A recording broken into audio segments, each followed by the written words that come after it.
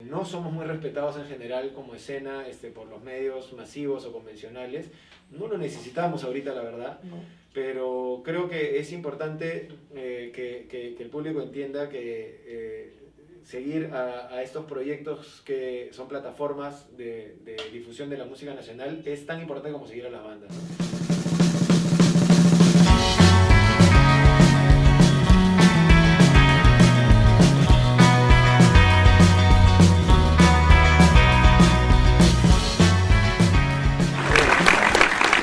Bienvenida a nuestro invitado de hoy, Nicolás. Bienvenido a una cita con el Doc. Gracias, Doc. Contento de estar acá. Ya me tocaba ya una cita hace tiempo, un chequeo. Un chequeo para saber cómo andamos. Sí. Sospecho cómo andamos. ¿Sospechas? Mejor me das mi receta nomás. Hoy hay que darle una prescripción. Estaba revisando todo lo que implica tu trayectoria y la verdad que no puedo evitar decirlo, me llama mucho la atención cómo tú, Nico, has estado, o estás con Cuchillazo, una agrupación, yo diría que en algún momento muy demoledora, ¿ok? Y luego pasas a la mente algo más calipso, más electro, más dance, con conceptos quizás muy parecidos en cuanto a la lírica, a la letra, pero ¿cómo has hecho tú para hacer estos dos frentes? Bueno, y en realidad a eso tendría que aumentarle yo otras aventuras musicales que he tenido antes, que la gente no conoce, por eso les cuesta de repente tanto entender, como una de las primeras bandas que yo tuve que se llamaba Camarón Jackson. Camarón Jackson, claro. Que era un dúo de pop con bases electrónicas que teníamos con José Acal de La Prensa, y otras cosas más, como la primera banda que tuve que se llamaba Chorrillo Sound Machine, que era una banda instrumental de funk. Y he pasado por varias otras cosas. Tuve un proyecto que generó solamente un disco, ensayamos durante un año para grabar un disco y tocamos una sola vez, que se llamaba La Máquina, que fue tal vez para mí el embrión a lo que vendría a ser después La Mente. Fue mi primer experimento con estos ritmos y, como te digo, sacamos un disco, eso pasó antes de La Mente, pero donde ya trabajábamos ska, reggae, dub, un poco de cumbia. Mira, yo creo, o sea, primero, la verdad que te agradezco que me ubiques dentro de tu descripción como artista, ¿no? A mí me cuesta mucho verme como tal. Es más, siento que parte de lo que ha generado de alguna manera esta diversidad es justamente no tener un gran talento o no tener grandes posibilidades, y por lo tanto que me permita eso seguir buscando y seguir encontrando. No sé si es positivo o negativo, pero yo, una de las cosas que me doy cuenta ahora a mis 41 años, después de estar tocando por más de 20, que para empezar no tengo carrera, o sea, no he sabido hacer carrera o no he podido hacer carrera, cuando se entiende carrera como una trayectoria que efectivamente avanza, como su propio nombre lo indica, la carrera me imagino que tiene que ver por eso, ¿no? Por una trayectoria, un avance, un camino que uno labra y que va haciendo conforme pasa el tiempo. Yo siento que no lo tengo, o sea, más bien lo que he hecho es ido saltando entre cosas y buscando nuevos sonidos, y no para de alguna manera encontrar, ya no sé si es encontrarla o si en realidad lo que me ha movido todo este tiempo es la simple búsqueda, ¿no? Creo que encontrar es una cosa que a veces justamente te frena. Te obsesiona también en algunos casos, ¿ah?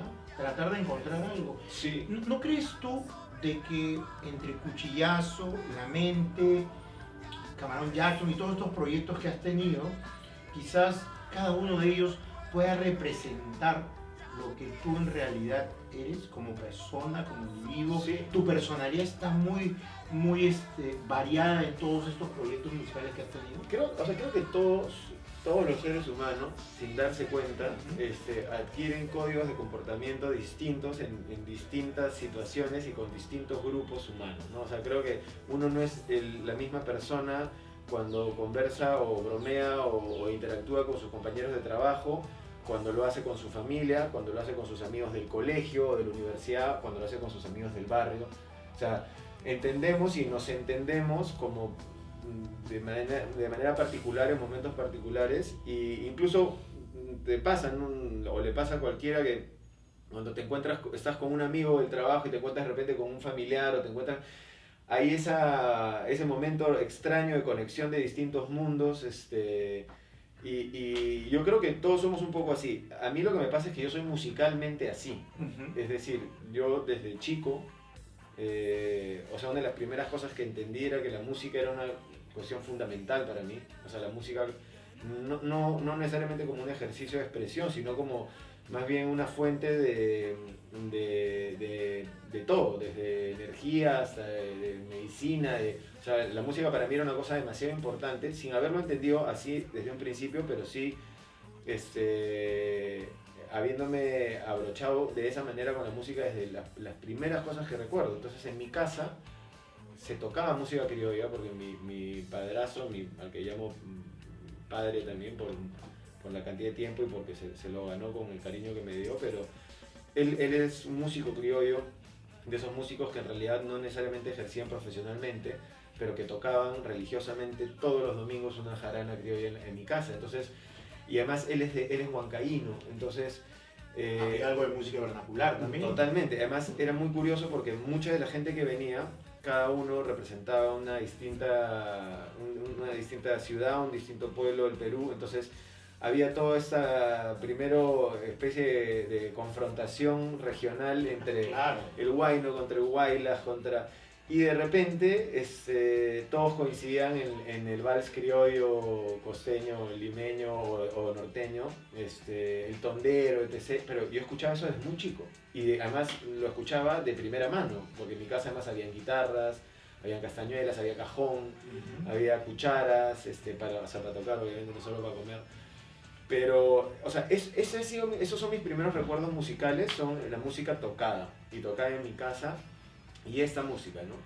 Después recuerdo, bueno, mi mamá era fanática de los Beatles, entonces escuchaba mucho los Beatles y cantaba mucho los Beatles todo el tiempo.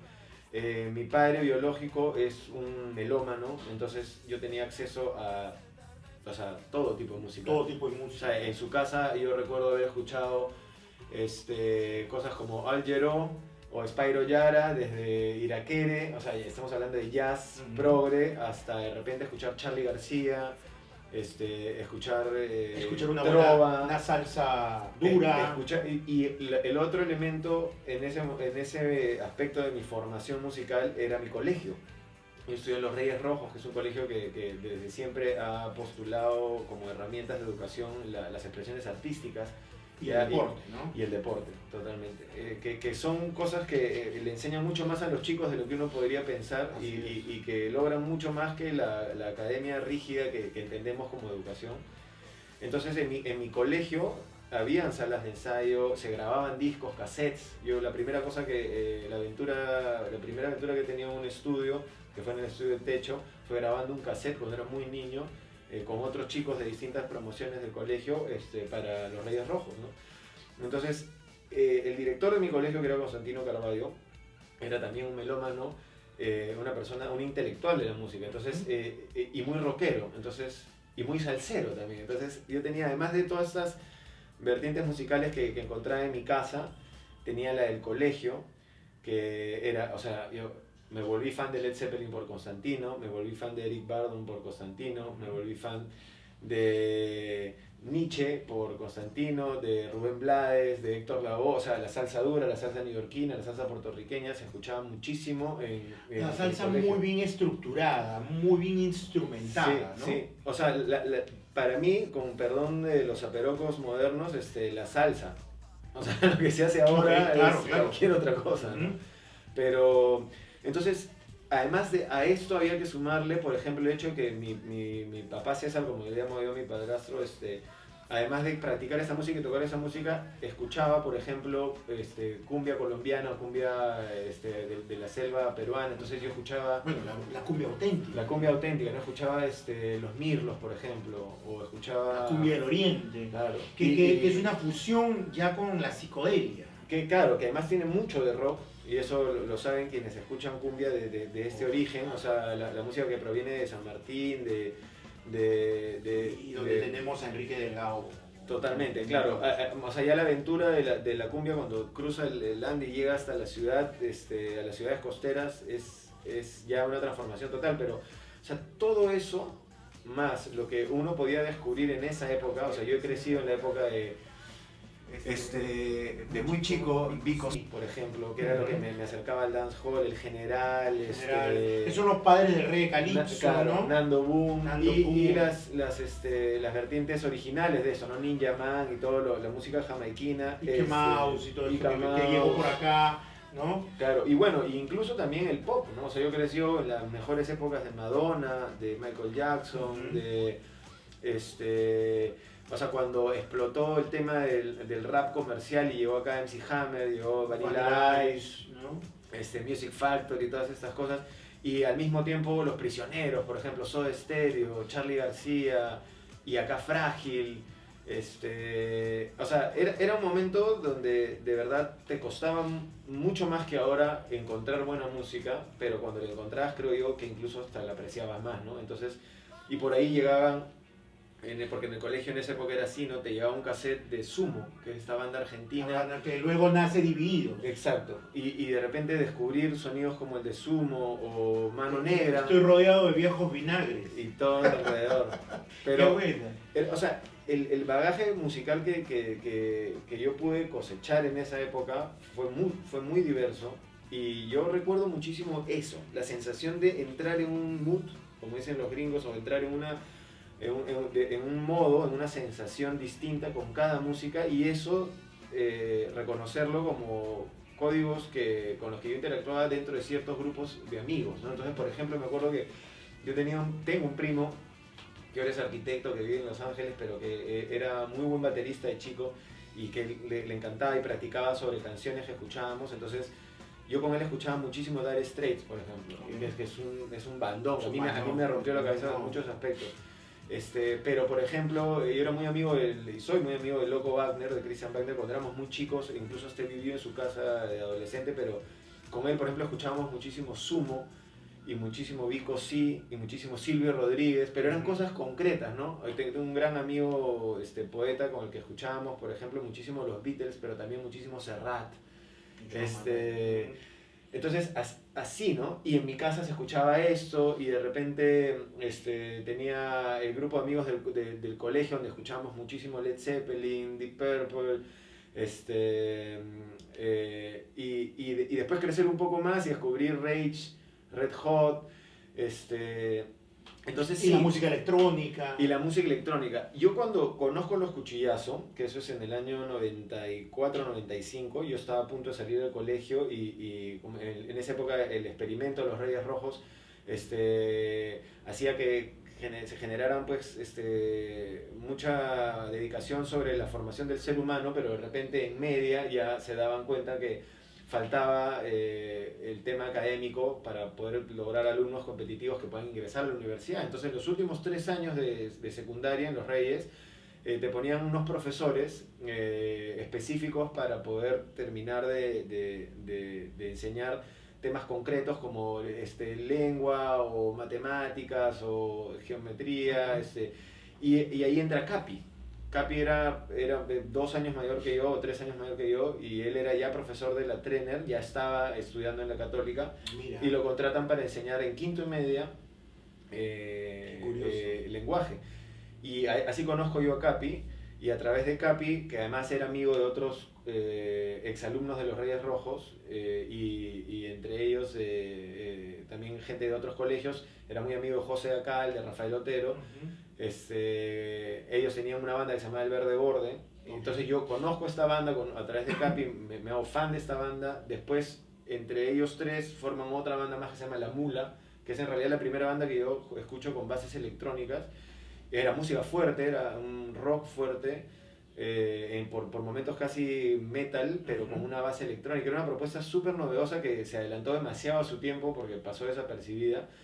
Pero yo conozco ahí a ellos y formo otro núcleo de amistad con los que, digamos, descubrimos los 90s, o nos empezamos a nutrir de música noventera que no es el grunge, que en ese momento está tan de moda, ¿no? Claro, en los 90s arranca Red Hot, pero se lo trae abajo Nirvana o Nevermind y lo demás es historia. Yo soy muy fan de Nirvana, pero muchísimo del Inútero. Ese es un disco que para mí significa tantísimo, más que el Nevermind, por ejemplo. Pero claro, yo en el colegio, en los años anteriores, había descubierto pues, con mis compañeros Pearl Jam, Soundgarden, Stone Temple Pilots, grupos muy propios de la época. Y de mucha tendencia, o sea, esa era la tendencia. Había que cantar como Iber, había que tocar más o menos así. Entonces, entre esas bandas, Mad Honey, los mismos Smashing Pumpkins, o sea, eran bandas muy buenas, que la verdad que Mother Love Bone, me acuerdo que con este disco que además que se hizo cuando se murió el cantante, que era Temple of the Dog, o sea, era muy grunge el tema, pero yo salgo del colegio y con estos nuevos amigos y además entrando en la universidad, hay dos cosas que me abren la cabeza, ¿no? Primero es toda esta onda que para mí había pasado desapercibida en los 90, que es Nine Inch Nails, que en realidad el primer disco, Pretty Head Machine, es del 89, o sea, es anterior a los 90, pero que es una propuesta, o sea, sumamente artística para mí. Me parece que Trent Reznor es uno de los más grandes artistas de la música, en esa época contemporánea, y ahorita ya es histórico, pero... Es que la propuesta musical se convierte también en una propuesta escénica. Totalmente. Y ahí aparece además, para mí, Prodigy, con The Fat of the Land, que es su segundo disco. Yo los descubro con estos, a raíz de estos amigos, a través de estos amigos que son Capi y Rafael. O sea, Nine Inch Nails, Prodigy, Ministry, que también tiene un tema de propuesta... Que hace unos cambios entre el industrial, al trash industrial o al electroindustrial y vuelve y se pasea que además es un rescate de un sonido bien ochentero, pero una propuesta, digamos, dentro de los 90. Y bueno, y ahí aparece también White Zombie, que es otra banda que me gusta mucho de esa época, que más escuchamos mucho con ellos. Y entonces... Para mí, eso es como una de las primeras cosas que yo redescubro con el tiempo, que tienen tanta importancia como la música otra que he escuchado antes, porque para mí hay una edad clave del ser humano en la que recibe casi todos los fundamentos de lo que va a ser como persona, que son es su infancia, la preadolescencia y parte de la adolescencia. Después casi todo es recordar eso, una y otra vez, ¿no? Entonces, a menos que sea muy importante lo que descubres o lo que escuchas, sí, que en mi caso todo se convierte en una parte de tus memorias y una cuestión de nostalgia. Exacto. Y el famoso, como dicen los gringos, el feedback, ¿no? Claro, a menos que haya algo tan fuerte y tan importante que se gane un lugar así importante en tu inconsciente, ¿no? Y bueno, Jane's Addiction es una banda que también tengo que mencionar porque yo la saco también de ese grupo, igual que saco a Nine Inch Nails, o igual que saco a, por ejemplo, los Beastie Boys, es otra gran banda que por ahí andaba Orgy, sí, también ya. Claro, para mí significa mucho los Beastie Boys porque es una banda que me aguantó todos los cambios, ¿no? O sea, si yo escuchaba, por ejemplo, me acuerdo, tengo un gran amigo, Nicolás Tamavieji, porque escuchábamos mucho esta música, como hablaba yo, rap comercial, y descubrimos el Paul Boutique y los primeros discos de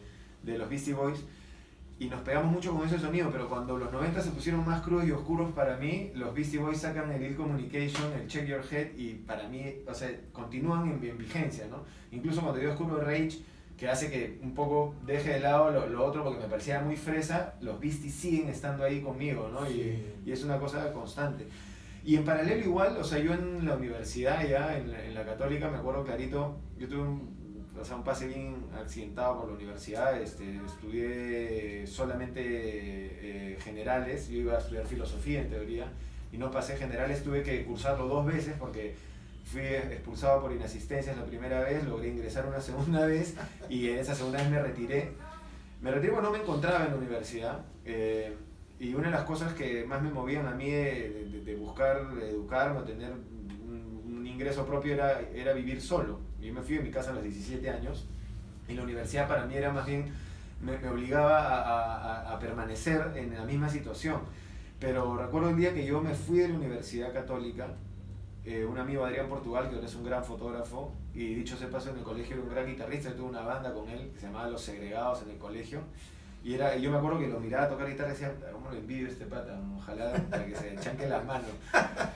Ahora es un gran fotógrafo, pero me acuerdo clarito que él tenía un primo o un tío que vivía en Chile, que era uno de las personas que más música nos había traído de allá, o sea, desde Chile había llegado, desde Argentina, Sumo, entonces habíamos escuchado Sumo por él, habíamos escuchado Los Prisioneros por él y muchas otras cosas por él, era un músico muy talentoso, o con un melómano, perdón, con mucho oído, y Adrián me trae un cassette y me dice, mire, este es lo último que ha sacado Charly García, y era La hija de la lágrima, que era el año 94. Y yo tenía que entrar a una práctica dirigida, porque si no entraba, me iba a pasar lo mismo de la última vez, que era que por inasistencia me iban a terminar votando, ¿no? Porque ella tenía 3 tricas, etc. Y yo me acuerdo que le pido prestado el cassette, lo meto en mi Walkman y me voy caminando desde la Católica hasta la casa de un amigo en Miraflores, en el Malecón de Miraflores, y habría escuchado 4 veces el cassette ida y vuelta, pensando en qué iba a hacer, porque estaba renunciando a la universidad, iba a tener que afrontar la situación, confrontar a mis padres, tenía 16 años, cerca de cumplir los 17. Y ver qué se venía después de esta decisión. Y ver qué se venía, pero adelante. Básicamente movido por o sea, porque no podía dejar de escuchar este cassette y entrar a una clase en la universidad. Para mí, yo después ahora lo entiendo, era un momento en el que yo estaba decidiéndome por la música, pero era tan difícil de leer eso, porque en realidad lo que estaba haciendo era huyendo de alguna manera, pero ahora veo que no. Ahora veo que en ese momento la música importaba tanto para mí, porque de verdad importa tanto hasta ahorita. O sea, yo soy una persona que puede recuperarse de estados de depresión o de ansiedad, o puede curarse de insomnios, o puede sobrellevar cualquier tipo de pena a través de la música. O sea, entonces sí voy a llegar a la conclusión, ¿no? Un poco dándote la contra en algo, que eres muy artístico. Entonces sí hay una calidad o una cualidad artística en tu ADN, porque el artista no solamente es aquel que entona bien, que toca un buen riff y todo lo demás. Hay artistas que nacen y hay artistas que se crean en un estudio. Entonces yo creo que la vena artística, el ADN artístico siempre estuvo en ti, con todo este varieté de sensaciones, ¿no? Lo traes hacia tu propia personalidad, que es lo que creo que todo lo que has hecho ha influenciado en paralelo, tu música en ti y tú en tu música. Yo te agradezco nuevamente, ¿no? Yo, lo que pasa es que, sí, o sea, de alguna manera esta falsa modestia, si lo quieren entender así, tiene que ver con que yo considero que sí, o sea, definitivamente el arte como expresión es una cosa que todos convencionalmente estamos de acuerdo de que se trata, ¿no? Pero sí creo que hay un nivel de arte, sí, de compromiso y de impacto que por lo menos hasta ahorita siento que nosotros, los músicos peruanos, no necesariamente hemos llegado a trascender, ¿no? O sea, sí. Pero sí, o sea, lo que yo sí siento es que si de alguna manera puedo ubicarme dentro de esta gran gama de posibilidades cuando se escribe un artista, es el hecho de que yo no puedo vivir sin hacer música, y lo he intentado un par de veces en mi vida, y la música para mí en definitiva no es un motor económico, no es ni siquiera una actividad sostenible. Es algo que no solamente me consume económicamente, sino que en muchos casos ha generado que yo tenga incluso conflictos de pareja, o que haya desatendido mi hogar o mi propia salud. Pero no puedo dejar de hacerlo. O sea, no es un mal necesario, pero es un motor de vida bastante peculiar. Para mí es aire. O sea, yo no puedo no respirar, no puedo no hacer música. Entonces, en ese sentido sí siento que, claro, hay un vínculo ya de un nivel artístico con algo que no puedo dejar de hacer, porque siento que se me apaga la vida, ¿no? Y en eso me parece algo muy interesante. Yo, revisando mucha música que hay, y escuchaba en su momento Mundo Raro de Frágil, con esto del arte para copistas, Huarcamante Quechua de los muchachos de Emergency Blanket, y ahora Volaré de Amén, y así uno va revisando canciones en las cuales siempre está esta sensación que tú mencionas sobre el artista, y muchas trabas que hay en esta canción, Industria del Entretenimiento. ¿Tú crees que plasmas un poco lo que viene a ser, digamos, esta falsa careta, o esta cuestión de cómo está la industria musical en el Perú? En realidad esa letra es de Richie. Okay. Yo, en la mente lo que hacemos mucho es trabajar en conjunto. Yo compuse la música con él, pero la autoría de la letra es de él. Algunas cosas que aumenta uno como pone su salsa. Pero sí creo que refleja, al igual que casi todas las cosas que hemos hecho con la mente con Cuchillazo, que refleja una cosa que nos ha afectado a nosotros en conjunto, como el grupo humano que somos y que estamos ahí alrededor, que es este concepto que se tiene de un entretenimiento popular que por lo tanto no tiene o no tendría por qué tener un peso artístico.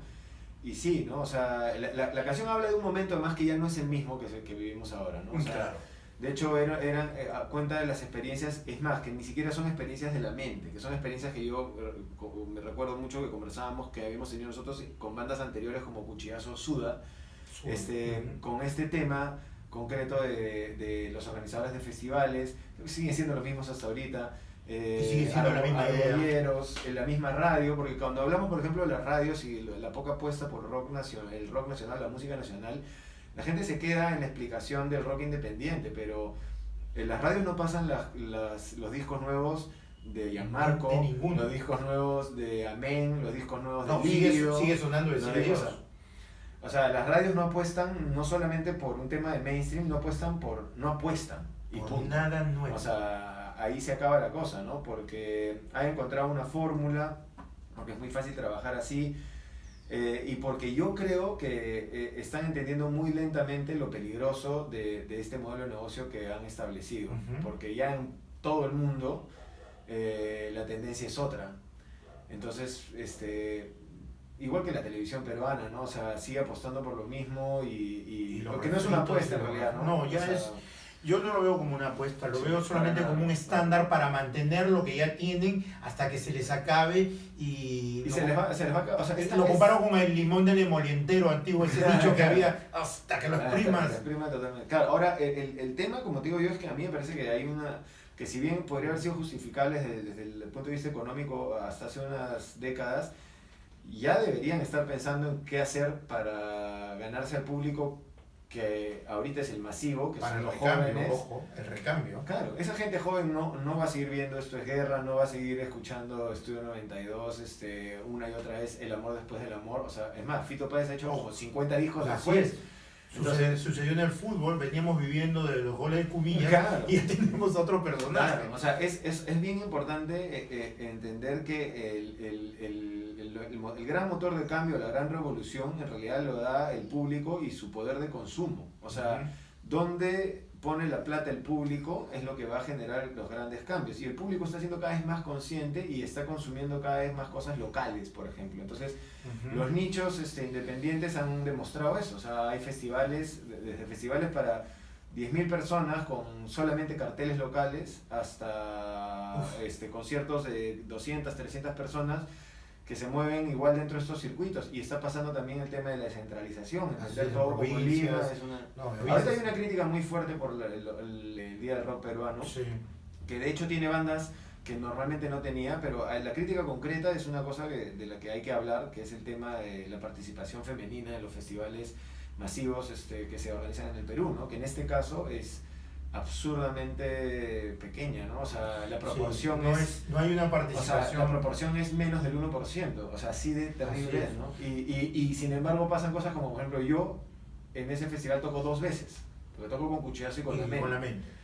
Entonces, claro, la disculpa viene siendo que no hay visiblemente bandas que puedan generar una convocatoria de ese nivel, cosa que es discutible hasta cierto punto, porque un festival ya con esa trayectoria podría darse el lujo de más bien lanzar artistas a Pero escena. no solamente pasa con el aspecto femenino, también pasa con la parte un poco más oriunda, y esta fusión le está pasando, creo, es una opinión también, le está pasando a Uchpa por esta mezcla del quechua, y me parece que no está encajando en ningún lado. O sea, Uchpa, que es una banda que viene Palazzo, el organizador de Cosquín Rock, los escucha y dice, me los llevo a tocar a Argentina porque es demasiado bueno e increíble. Sí, es verdad. Ahora, yo te comento el aspecto femenino porque es, digamos, o sea, de verdad trágico, entender que además todo lo que nos pasa por otros lados está articulado con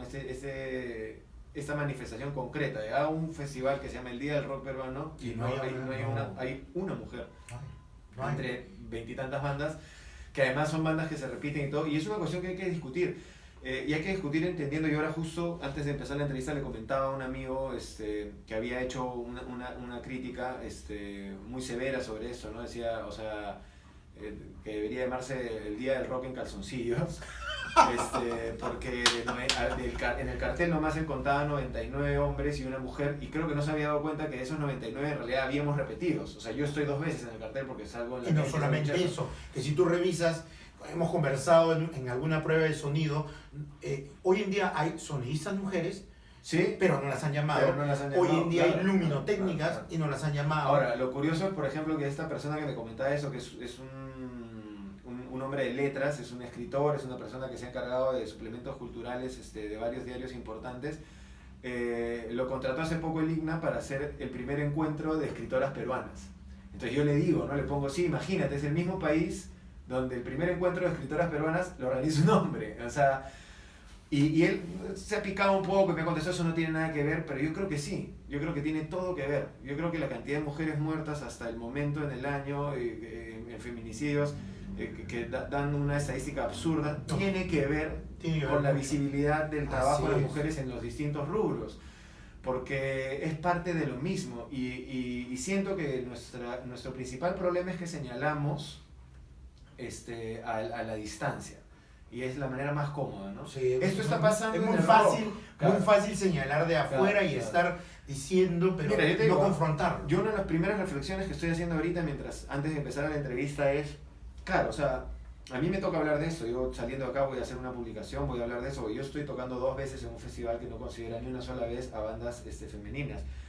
Pero eso, tranquilamente te podrías quedar callado porque estás en el cartel. No, sí, y además lo más probable es que después me llamen la atención los distintos managers con los que trabajamos porque nos dan trabajo las organizaciones y no hay que criticarlos, pero yo justamente hago una especie de mea culpa retroactivo, si quieres llamarlo así, porque nosotros venimos de una cantera como Descabellado que llevó a organizar festivales importantes en los que no había un peso femenino importante. Entonces yo no puedo hablar de otro festival cuando yo he hecho lo mismo.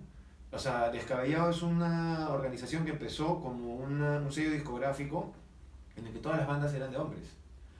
Se grabaron más de 50 discos en un estudio, que es el estudio Descabellado, donde, mira, no tengo el número exacto ahorita, pero donde te aseguro que menos del 5% eran bandas femeninas. Se llegó a grabar el disco de Menores de Edad, que creo que es lo principal femenino que se ha grabado ahí, pero después todas las bandas que se grabaron eran bandas de hombres.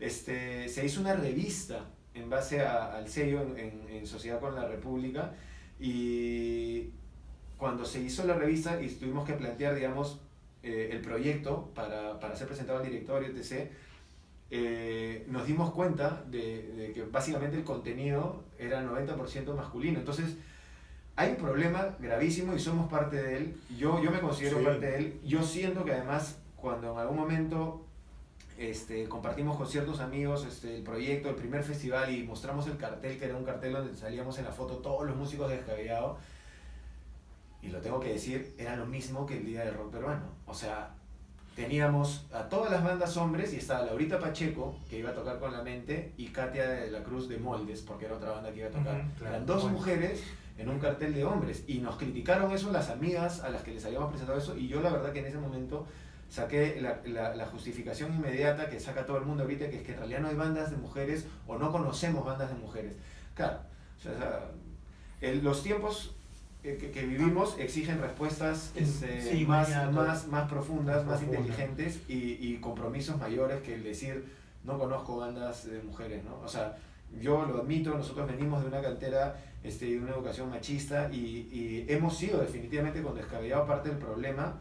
Y sería cómodo de mi parte hablar del Día del Rock Peruano sin hablar de Descabellado. No, y te doy toda la razón. A nosotros como el equipo de producción, este año hicimos un concierto que fue por el Día Internacional de la Mujer. Solo chicas, cantautoras, exigimos que las músicos sean mujeres e invitamos que el público vengan bastantes chicas. Y yo recibí un comentario en el cual, mi equipo de producción lo sabe, en el cual yo hacía esta convocatoria porque lo que quería era estar rodeado de chicas, nada más, con una ambigüedad total, ¿no? O sea, Claro. entonces a veces no se entienden estas cosas, pero sucede, pero sucede. Dentro de estos estereotipos, mira qué interesante, dentro de estos estereotipos, el rock siempre ha sido estereotipado por muchos géneros musicales. Por ejemplo, yo conversé en algún momento con Mariano Palacios, nos reíamos acerca de que la gente cuando escuchó por primera vez Laguna Pai pensaban que el cantante tenía dreads y tenía una barba muy prominente y el cabello hasta el suelo y todo lo demás, ¿no? Y Mariano no es así, ¿no? Y podríamos comenzar a buscar de que la gente piensa de que, bueno, por tener el cabello largo, la barba, somos rockeros, cuando a mí me gusta la música tropical y la puedo bailar sin problema alguno, pero se ha estereotipado mucho a la música. Y dentro de eso no ha sido anexa la violencia. Muchos creen que el rock, el metal, o los metaleros son satánicos, o los rockeros son muy violentos, van contra el choque. ¿Le ha sucedido esto? ¿Tú crees que en algún momento le ha sucedido a Cuchillazo esto y ha habido quizás una transgiversación incluso en su momento?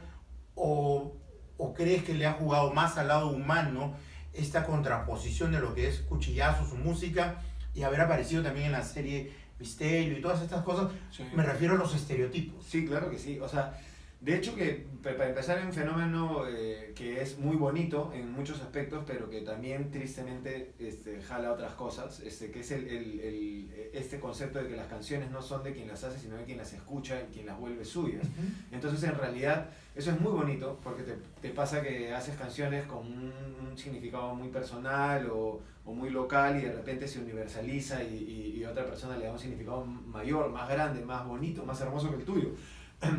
Pero también pasa que algunos no entienden lo que estás diciendo y creen que tú te refieres a otra cosa y construyen toda una identidad tuya en base a eso. Y eso nos ha pasado mucho con Cuchillazo. O sea, por ejemplo, el hecho de haber salido en esta serie Misterio, que es una serie en la que nos llamaron los directores, en ese momento era Carmona y Miyashiro, nos llaman y nos dicen, mira, tenemos este proyecto, queremos poner música peruana, porque una idea revolucionaria en ese momento, nos decía, mira, queremos generar una serie que tenga arraigo y que genere identidad, entonces queremos, así como vamos a ser realistas con los escenarios y queremos salir a las calles y grabar las verdaderas casas y las verdaderas locaciones y los verdaderos barrios limeños, queremos también registrar la música limeña, ¿no?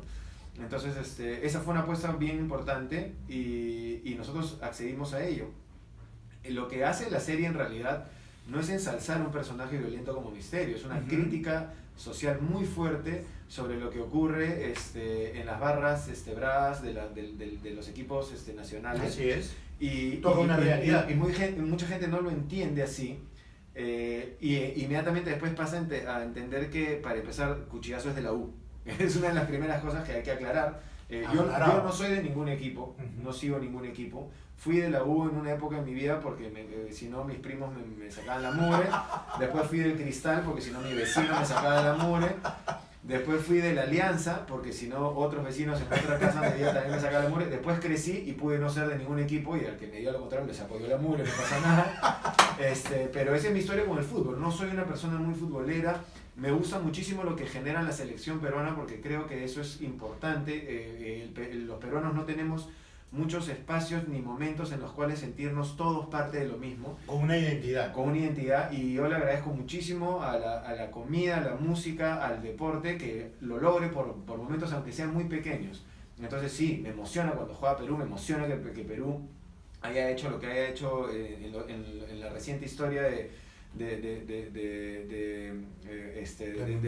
Mundial, como nosotros llamamos las eliminatorias, pero en realidad son las clasificatorias. Sí, eso me emociona, pero no soy una persona que siga equipos. Capi es de Alianza y Rafael es igual que yo, no sigue ningún equipo. Entonces, Cuchillazo, si quieres ponerlo estadísticamente, es más de Alianza que de la U, porque el único miembro de los tres que sigue un equipo es Capi y es Alianza, ¿no? Entonces, esa es la primera cosa, y nos ha pasado que ha venido gente de la U a buscar cierto reconocimiento, contacto, y nosotros le hemos explicado. Una vez Capi, me acuerdo que le dijo, era un manchón, y le dijo, no, yo soy de Alianza, y dije, puta, nos van a matar, ¿no? Pero felizmente la gente entendió y bacán.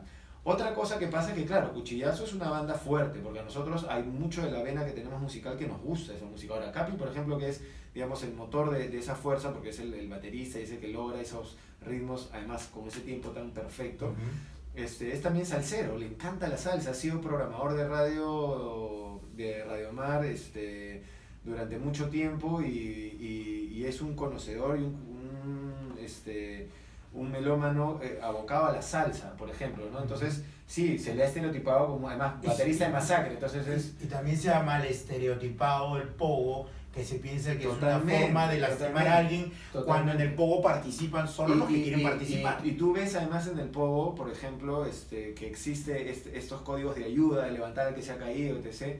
Pero sí, pasa mucho esto del estereotipo, la música fuerte además, y nos ha pasado, por ejemplo, nosotros, o sea, yo personalmente y mis compañeros también, somos públicamente antifujimoristas, públicamente antiapristas. Sí, Nosotros criticamos esos gobiernos que sentimos que le han hecho muchísimo daño al país y que le continúan haciendo daño. Y eso es lo que hemos querido manifestar en nuestras letras. Y sin embargo, cuando ha habido las épocas, digamos, de confrontación mayor que han sido las elecciones, y hemos querido explicar nuestro punto de vista a través de las redes sociales, explicando por quiénes íbamos a votar y por qué no íbamos a votar por ciertos otros candidatos, nos han llovido las críticas y la verdad que de gente que nos sigue con Cuchillazo. Entonces, para mí esa fue la primera gran revelación. Dije, o sea, entonces, ¿qué han entendido de estas letras? ¿No? O sea, ¿qué han entendido de nada? O han entendido otra cosa que también es válido, pero en este caso sí fue un caso particular. Y lo otro fue el tema de la violencia concreta de género, ¿no? O sea, los casos de violencia contra las mujeres, que concretamente nos atañó a nuestras familias y generó un comunicado también abierto en las dos bandas, ¿no?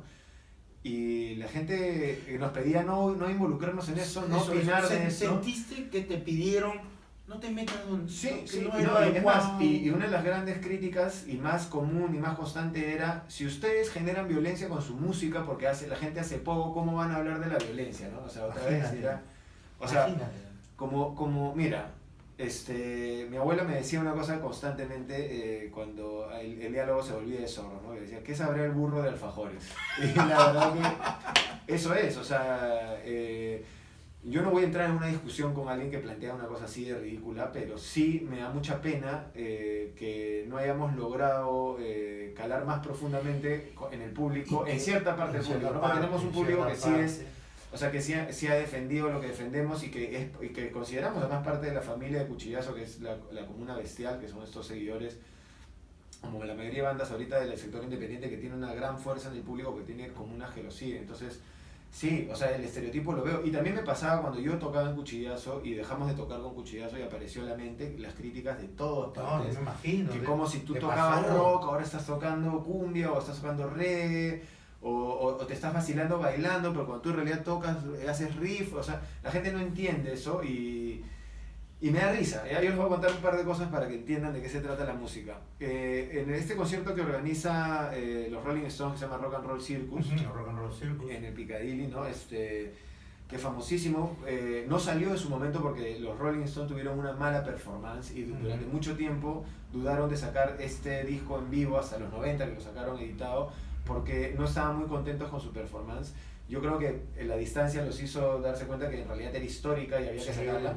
Había además una performance de The Who alucinante. Jethro Tull. Alucinante. Y Jethro Tull. Pero ¿sabes lo curioso con Jethro Tull? El guitarrista de Jethro Tull tenía la mano fracturada, me parece entonces, y no pudo tocar con la banda. Y tuvieron que invitar a Tommy Iommi de Black Sabbath. Claro. Y el guitarrista de Black Sabbath toca en ese concierto con Jethro Tull. Y le tiene que poner un sombrero para que la gente no lo reconozca. Claro. Pero para que entiendan un poco de qué va. Y si ustedes estudian un poco y leen, que es una cosa que la gente no hace, leen los créditos en los discos o entran a Wikipedia para ver quiénes grabaron en qué, se van a dar con grandes sorpresas, porque los músicos de ejercicios completamente extremos de la música participan en los lados opuestos de este abanico de posibilidades, ¿no? Hay un disco muy bonito de un músico que yo seguí mucho tiempo, que es Chico Sáenz, Nação Zumbi. Es un músico brasilero que tiene un disco que se llama The Caos al Lama, en este disco participan los Cavalera, que son los de Sepultura. La particularidad de la música de Chico Sáenz es que se basa en la batucada, o sea, ellos no tienen batería, es una especie de rock con funk, donde él rapea, básicamente porque es lo que hace, o recita, y la base es batucada. A eso le metió las guitarras de los Cavalera, que vienen de Sepultura, que es una de las bandas de metal más fuerte y más pesada que puedes imaginar. Entonces, eso pasa todo el tiempo en la música. Pero acá lo criticamos de una manera y nos rasgamos las vestiduras. Y no soportamos y no entendemos. Me hace acordar cuando Talking Heads llega a Brasil y toca lambada y la gente se vuelve loca. Y la pregunta sería, ¿qué pasaría, no? O sea, si un músico nuestro latinoamericano termina haciendo algo así, la gente le va a dar con palo. Sí. Y eso es algo... Es el estereotipo. El estereotipo, ¿no? Y hay una, dentro del estereotipo, mencionabas hace un rato, tenías a la pandilla de Cuchillazo, a la comunidad de lo que viene a ser la mente, y de ahí pasas hacia un tercer carril, que es ya no ni Cuchillazo ni la mente, es Nicolás Duarte, este trabajo como solista. Para mí, en realidad fue regresar o retomar un poco lo que yo había empezado a hacer con Camarón Jackson, que eran más canciones de autor, como se entienden estas canciones, o de cantautor, que son estas canciones que yo descubrí de repente con... o sea, en español pues me tocó con Silvio Rodríguez, Sabina, en inglés para mí era muy importante Leonard Cohen, Bob Dylan, el mismo Lou Reed en su aspecto ya posterior, o sea, porque básicamente estoy hablando de un tema lírico, ¿no? Es la letra, o sea, es la opinión de una persona frente al mundo, a diferencia de una banda. La banda tiene un ejercicio muy bonito que es eso tú lo explicabas muy bien hace un rato, que es la pandilla. Yo con mis bandas me siento protegido, es mi patota. Estoy con este grupo humano que me protege y al cual yo estoy dispuesto a proteger, y juntos decimos cosas que manifiestan lo que pensamos con nosotros como grupo humano, ¿no? Y si te metes con uno, te metes con todos, entonces hay esta sensación. Entonces, esa para mí es la principal diferencia, ¿no? El hacer este otro ejercicio es hablar desde mi punto de vista, yo solo, y apoyarme igual en unos musicazos como lo estoy haciendo, tanto en el primer disco como en el segundo.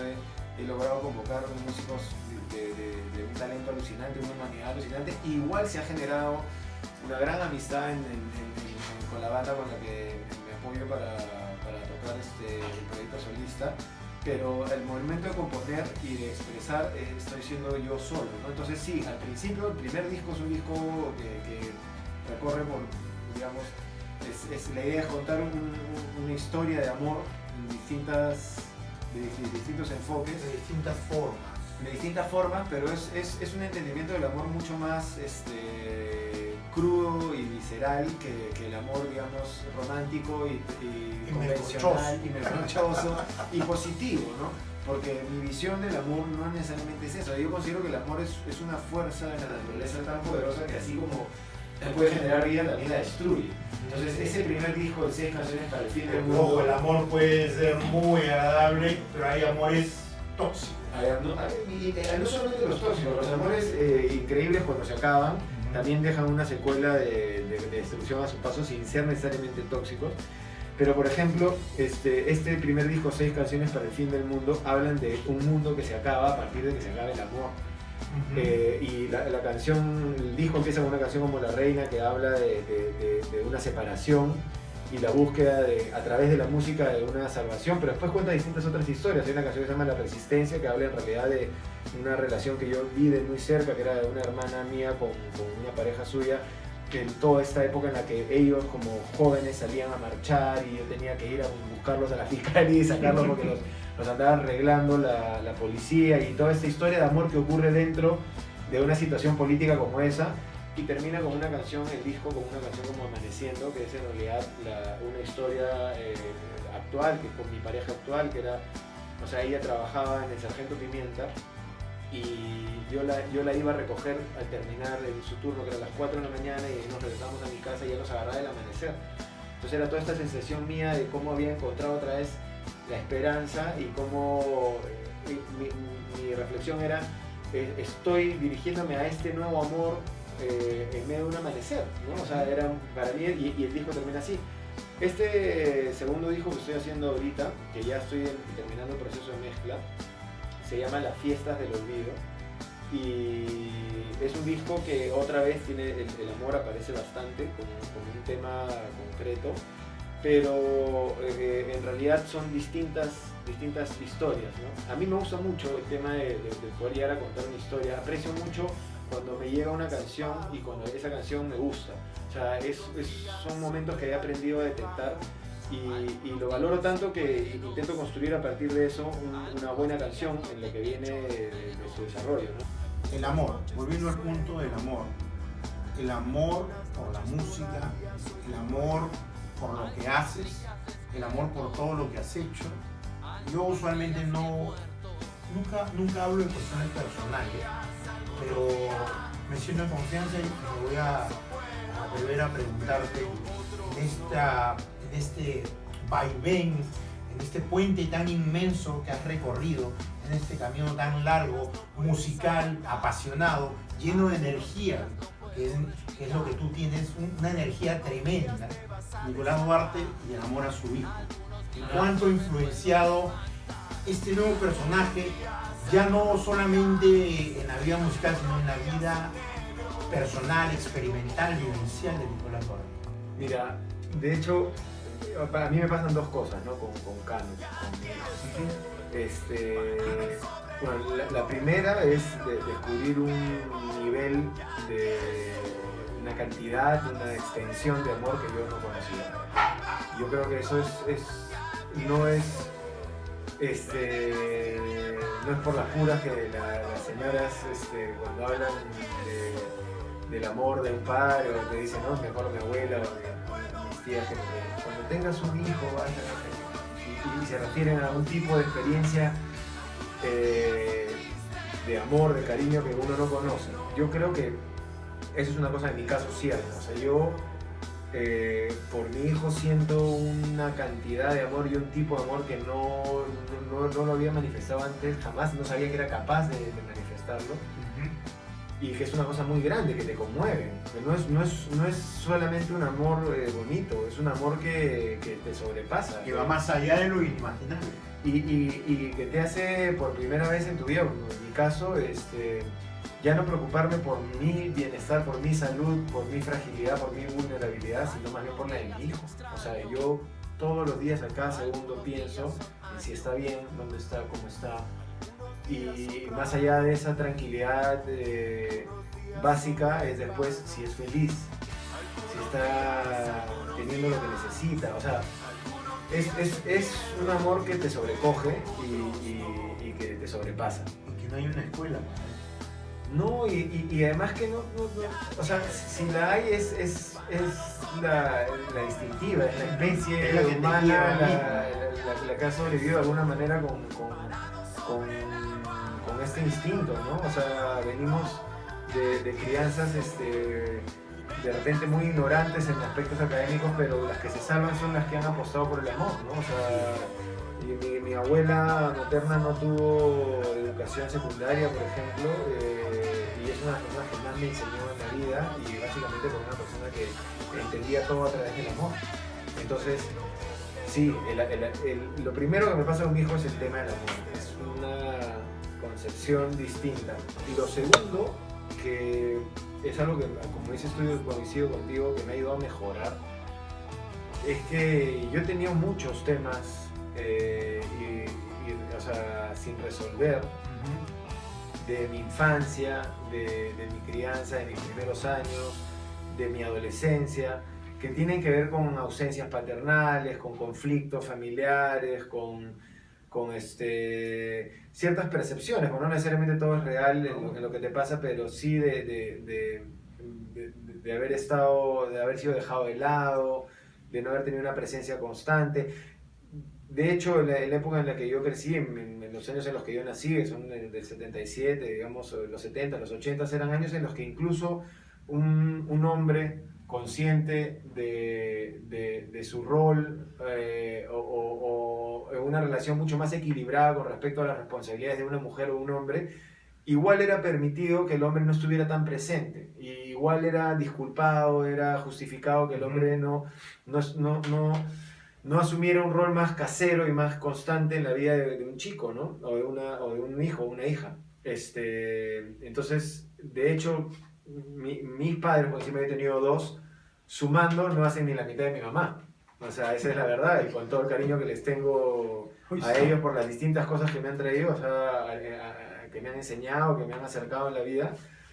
Entonces yo he intentado resolver eso mío con mi hijo. O sea, yo estoy separado, divorciado de su madre desde hace ya bastantes años. Él tiene 9 y nosotros, sus papás, nos divorciamos cuando él tenía 4. Y yo no he dejado de estar presente en la vida de mi hijo ni un solo día, por ejemplo. He buscado mudarme, he tenido la suerte de enamorarme y que se enamore de mí una pareja que adora a mi hijo y mi hijo la adora a ella, y además tiene una muy buena relación con la mamá de mi hijo.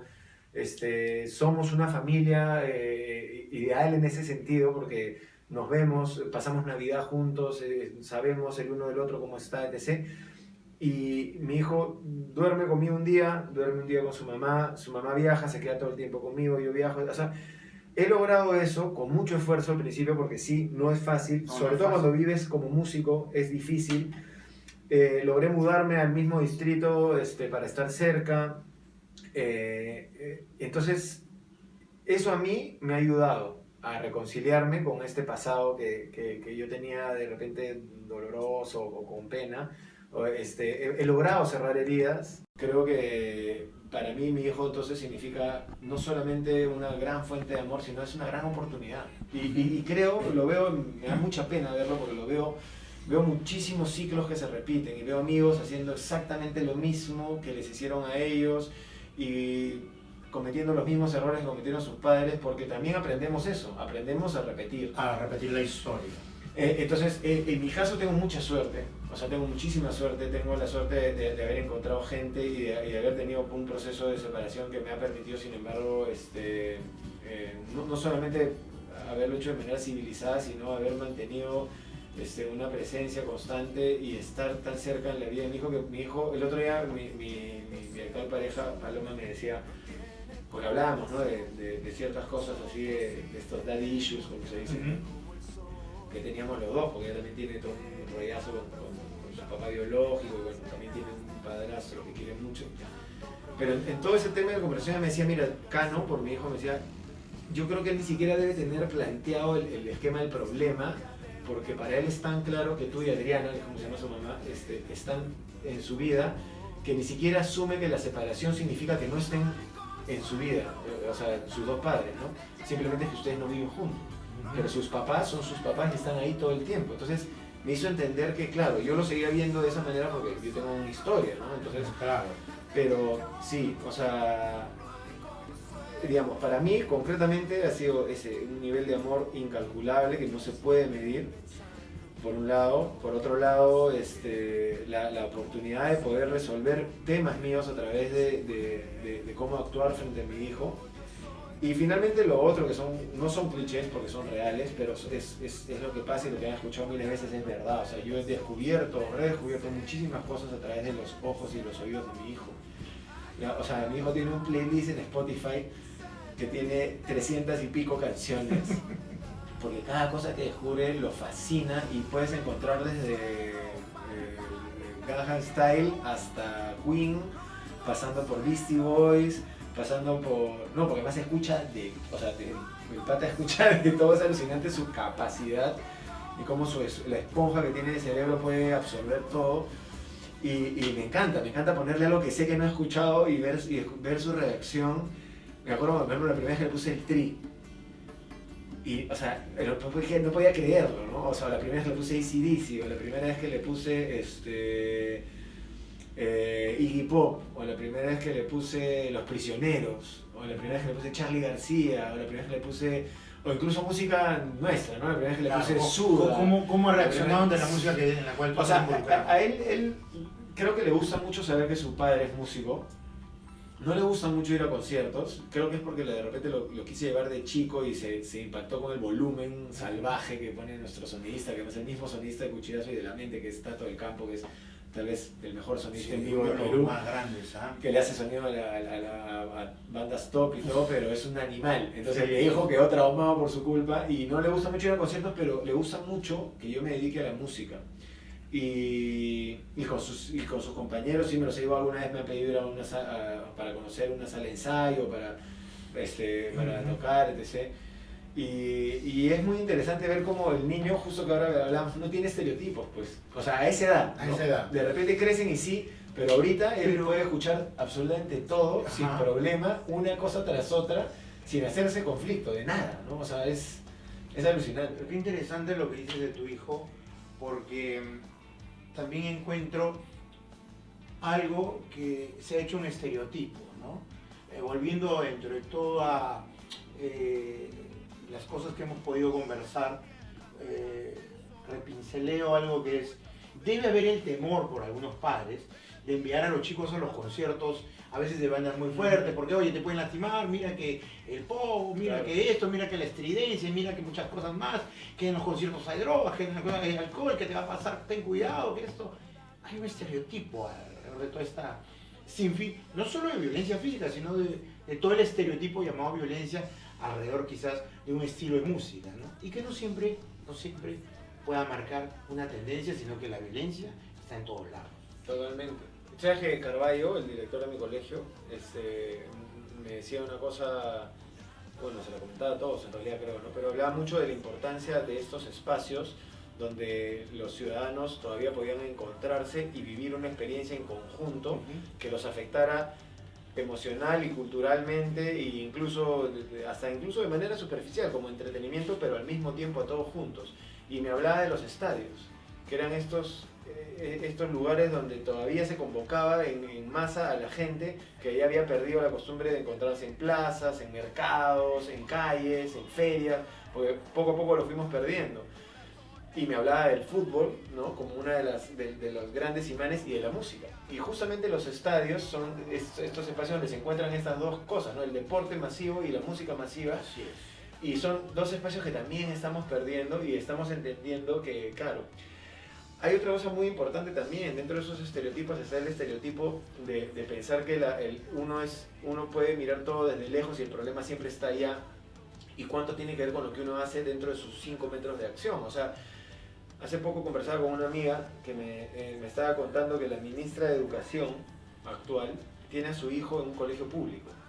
Porque discutíamos mucho sobre la percepción que se tiene de la calidad de los colegios públicos a raíz de, obviamente, las estadísticas que han salido sobre efectivamente una calidad de la plana docente de la mayoría de colegios, pero sin embargo conversábamos de en qué momento se soluciona algo que sigue siendo un problema vicioso porque es un círculo que no para. O sea, lo que tiene que pasar con estos colegios, lo que tiene que pasar con los estadios, lo que tiene que pasar con la violencia es que nosotros le damos frente con lo que más queremos y con lo que más valoramos, no de lejos, sino opinando.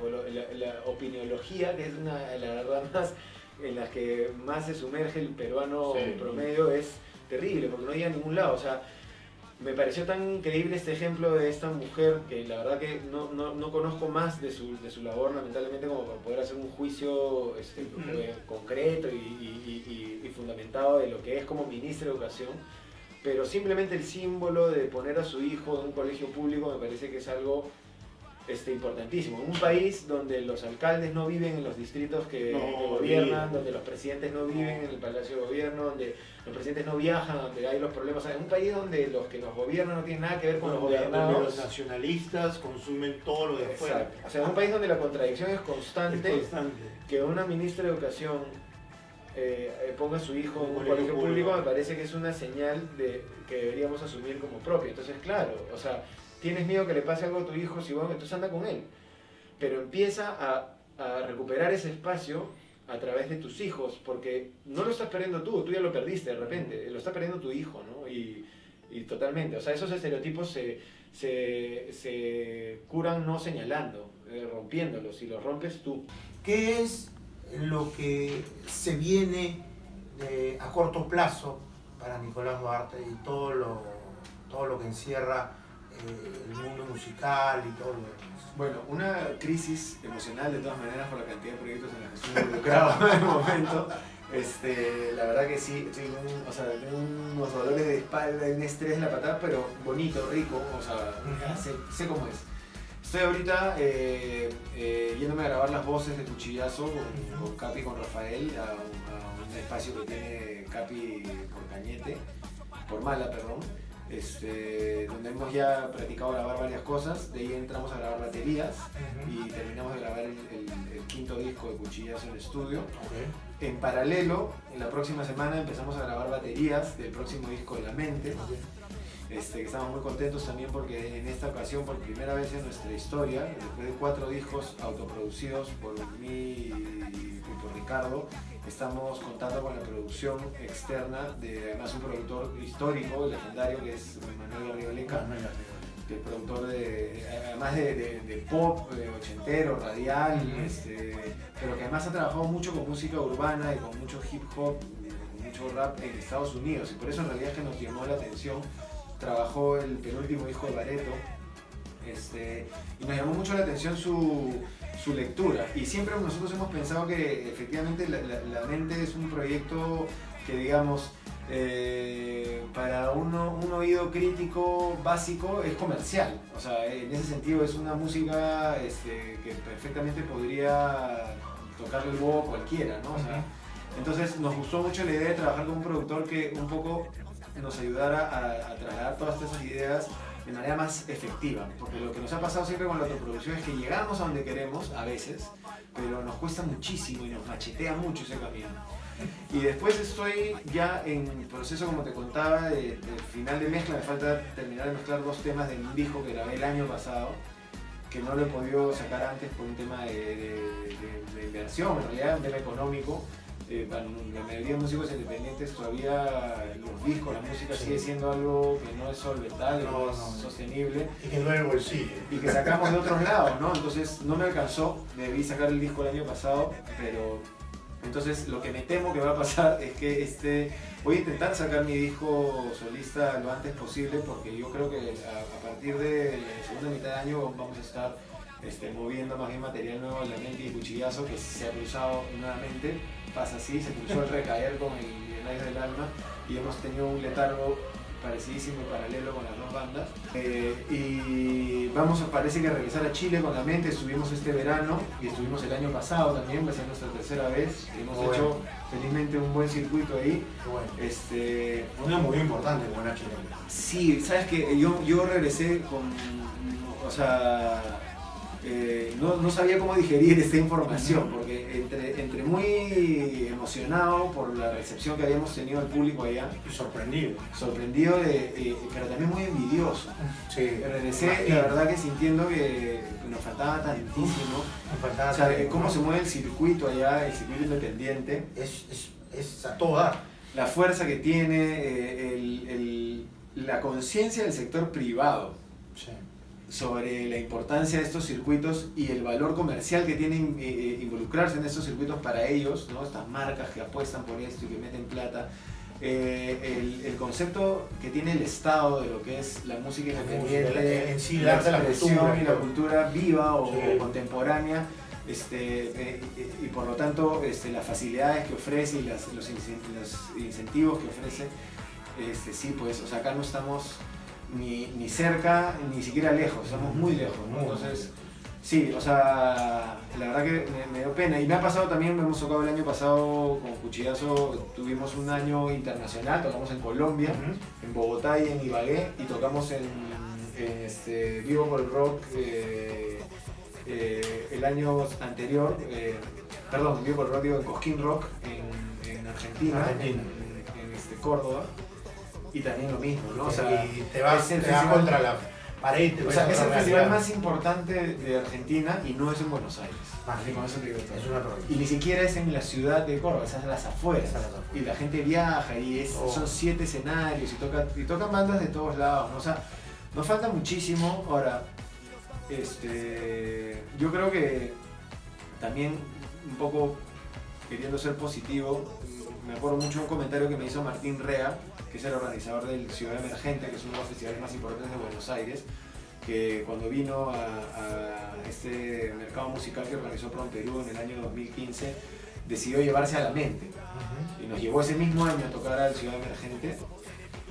Él me hablaba de dos cosas muy bonitas, ¿no? Primero me decía que le había gustado muchísimo La Mente, porque él sentía que era una manifestación de peruanidad distinta y nueva, ¿no? Él había quedado muy impactado con La Sarita y con Uchfa y con La Mente. Pero me hablaba de La Mente especialmente y me decía, para mí La Mente es el siguiente punto de esta fusión, que ya es todavía, digamos, más urbana, ¿no? O sea, que se ha alejado todavía más del origen, pero que lo tiene sin querer o sin poder soltarlo, ¿no? Y me hablaba muchísimo de eso, que ahora yo veo más bien manifestar muchas más bandas.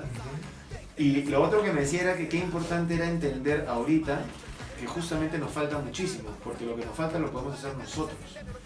Entonces él me decía... No podemos estar esperanzados en que lo haga otro. Y no lo va a hacer nadie más, ¿no? No. Entonces, qué importante era entender que, ok, falta muchísimo. Ya, ese es el primer punto del análisis. El segundo punto del análisis es, nadie lo va a hacer. No. O sea, lo tienes que hacer tú. Y el tercer punto es, entonces hagámoslo como queremos que se haga y como deseamos que se haga y como pensamos que debe ser. Entonces, al final... O sea, en verdad estamos en una muy buena posición. O sea, tenemos muchísima música que está haciendo, tenemos un público comprobado, porque el público consume lo local y lo demuestran bandas nuevas como los Outsiders, bandas como los Temple Sour o toda esta corriente de cantautores. Los Olaya y todo. Pero los Olaya son más viejos, o sea, Okay, son ya de la época de La Mente, siendo más jóvenes en edad, los Olaya tienen 10 años o un poquito más. Pero, o sea, por ejemplo, toda esta corriente de cantautoras como Lala o bandas como Alejandro y María Laura que acaban de llenar el estadio, perdón, No, el teatro, claro. o sea, con una propuesta alucinante, o sea, todas estas bandas o proyectos nuevos que están generando nuevos espacios, que tú ves la cantidad de reproducciones que tiene Spotify, que tienen una conexión y una articulación internacional, te hacen dar cuenta que sí, eso es lo que está pasando ahorita, estamos haciendo las cosas como creemos que deben ser. Y me parece que eso es importantísimo, ¿no? O sea, eso es una reflexión que yo sí hago y me parece positiva. Nosotros, muy generacional. sí, o sea, nuestra generación de repente no va a lograr tener, o sea, yo siento eso personalmente, yo no creo que logre tener en algún momento un equilibrio en el cual las bandas en las que participo me permitan vivir. Yo creo que mi misión en esta escena es más bien haber forjado cierto camino con las bandas en las que he pertenecido, con la movida a la que he pertenecido, reflexionar muchísimo de las cosas que hicimos mal, poder compartir las cosas que hicimos bien, legarlas y más bien orgullosamente ver cómo las bandas nuevas pueden generar una escena más sana, más articulada, más sostenible, ¿no? O sea, totalmente. Pero creo que estamos en el camino. Estamos en el camino, creo, yo también pienso lo mismo, que estamos dando pasos importantes, pero que todavía hay camino por recorrer y hay que tener más tolerancia, más paciencia y es una tarea de todos. ¿Qué tal, maestro, a la cita con el doc? Bien, me siento muchísimo mejor, la verdad, ya me han pasado los dolores de espalda. Todo muy bien, la verdad, yo muy contento de venir siempre. Él es el único doctor que vengo contento de visitarlo. Algo que le quieras decir a la gente que sigue, a La Mente, a Cuchillazo, a Nicolás, a toda la gente que nos está viendo. Primero que sigan a Doctor Rock. De hecho, se ha vuelto un pilar en lo que es la escena. Nosotros tenemos que entender que lo que sirve de goma, lo que pega a esta escena, las distintas partes, son justamente los medios de comunicación y tenemos muy pocos. Tenemos muy pocos que además se dediquen con la pasión con la que tú te dedicas a esto y con la inteligencia con la que abordas los temas y la profundidad y la seriedad, que para mí se traducen básicamente en respeto. No somos muy respetados en general como escena por los medios masivos o convencionales. No lo necesitamos ahorita, la verdad, no. Pero creo que es importante que el público entienda que seguir a estos proyectos que son plataformas de difusión de la música nacional es tan importante como seguir a las bandas, ¿no? Sí. Lo segundo que quiero decirle a la gente es que traduzca ese respeto a sus propios ámbitos. O sea, eso es una palabra clave, me parece, ahorita, y me gusta haberla encontrado en esta reflexión. El respeto a hacia las bandas que no te gustan, por ejemplo, en un festival, Sí, pero que igual es están importante, tocando sí. y que merecen tu respeto. El respeto de las bandas hacia el público, con respecto a los horarios, con respecto al estado en el que te subes a tocar, el respeto de los músicos hacia los técnicos, que es una fuerza tan importante en la escena, y que la merece absolutamente. El respeto de los músicos, los organizadores y el público a la gente que trabaja en los festivales, a la gente que trabaja en seguridad, a la gente que trabaja en limpieza. El respeto es una cosa que nosotros hemos perdido de vista y que tiene que estar constante. El respeto entre nosotros los profesionales con estos grandes vacíos que hay en nuestra profesión. El respeto a las mujeres y a su trabajo, que no está vinculado, que no está articulado, que no está visibilizado. El respeto de los medios hacia el público con respecto a lo que difunden y a lo que hacen ver que existe, porque no están respetando el gusto de la gente y lo que quiere la gente con esta tendencia a mantener el ciclo de, circulando en una misma década que ya pasó hace tanto tiempo, ¿no? Entonces, el respeto, eso es lo que tendría que decirles a todos, ¿no? Y respétense a sí mismos, respeten lo que hacen, respeten con amor, con dedicación. Si les gusta la música, respétenla, ¿no? Es importante, ese es el mensaje que podría darles. Máximo respeto, gente.